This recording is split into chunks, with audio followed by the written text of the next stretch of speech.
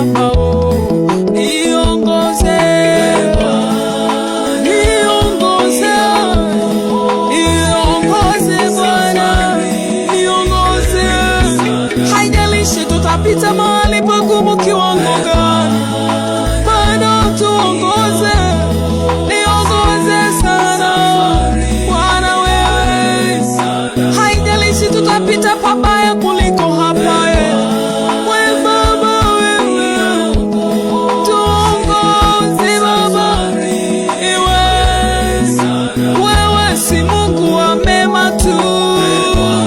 Tunaangalia kina Ayubu vile walivyopita, wewe Baba wewe Yesu niongoze, niongoze, niongoze, niongoze.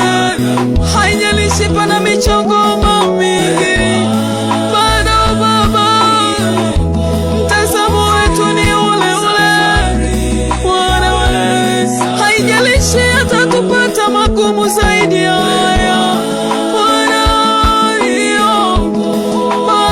niongoze Bwana wewe. Utu wako ni muhimu kuliko kingine chochote Baba, tusaidie. Dunia imepoteana, dunia imepoteana, dunia hii imepoteana sana. Bwana niongoze, Yesu niongoze Bwana, Bwana. Haleluya.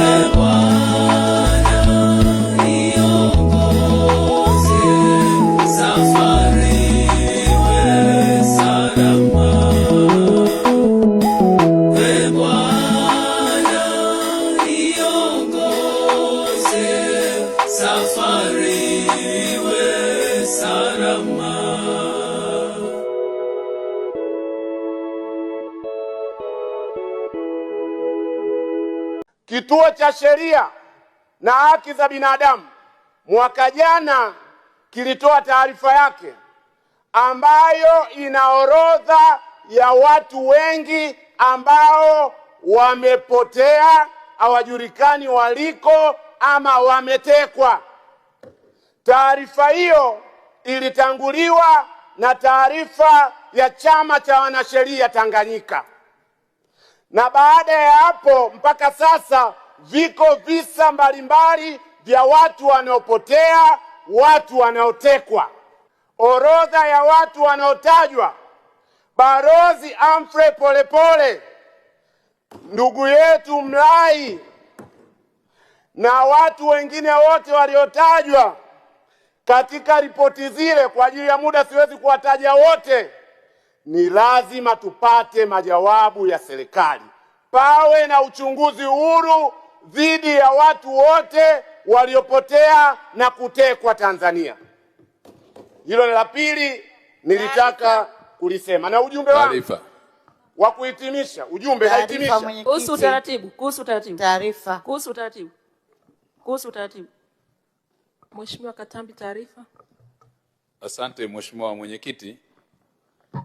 Pamoja na mchango mzuri wa Mheshimiwa mbunge, na nikiheshimu pia taaluma yake, amezungumzia kuhusiana na masuala ya kesi za TAKUKURU, lakini vivyo hivyo amezungumzia kuhusiana na mwenendo wa kesi za jinai.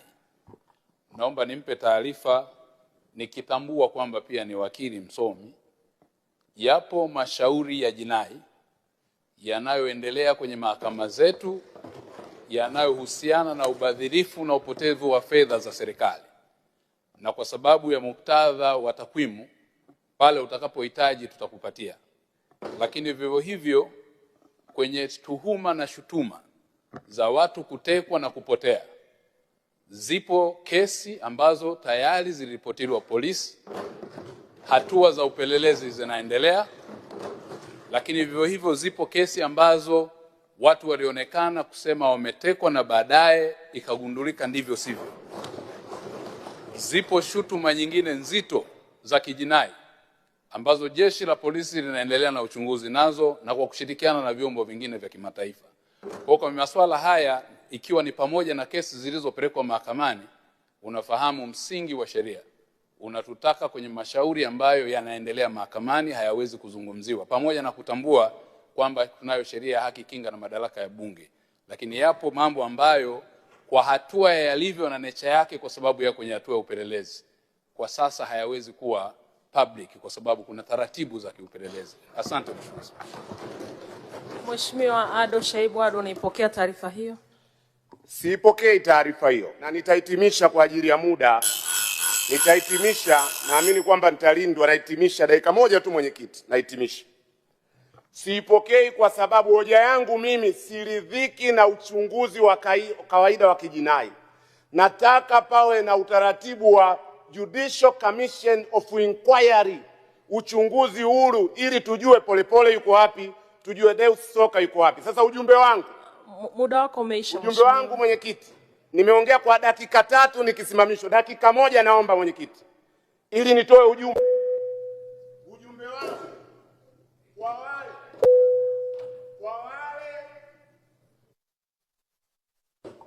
ujumbe wangu kwa wale wanaodhani. Wako mheshimiwa umeshaisha. Nimeongea kwa dakika 3. Mheshimiwa, ninaomba kwa heshima.